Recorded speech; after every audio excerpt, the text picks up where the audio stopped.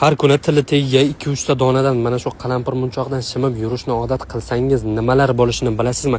Birinchi bo'lib 99% gacha og'izdagi mikroblarni yo'qib tashlaydi. Tomoq og'rig'ini ham unutib yorasiz. Yo'tallarga ham juda zo'r yordam bera oladi. Immunitet ko'tariladi, qon aylanishi yaxshilanadi.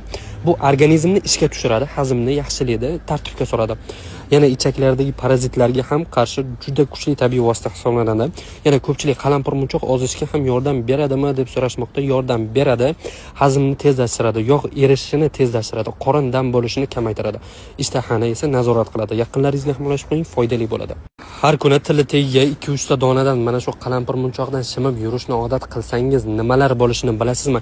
Birinchi bo'lib 99% gacha og'izdagi mikroblarni yo'qib tashlaydi. Tomoq og'rig'ini ham unutib yorasiz. Yo'tallarga ham juda zo'r yordam bera oladi. Immunitet ko'tariladi, qon aylanishi yaxshilanadi.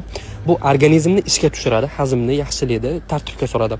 Yana ichaklardagi parazitlarga ham qarshi juda kuchli tabiiy vosita hisoblanadi. Yana ko'pchilik qalampir munchoq ozishga ham yordam beradimi deb so'rashmoqda. Yordam beradi, hazmni tezlashtiradi, yog' erishishini tezlashtiradi, qorin dam bo'lishini kamaytiradi. Ishtahani esa nazorat qiladi. Yaqinlaringizga ham ulashib qo'ying, foydali bo'ladi.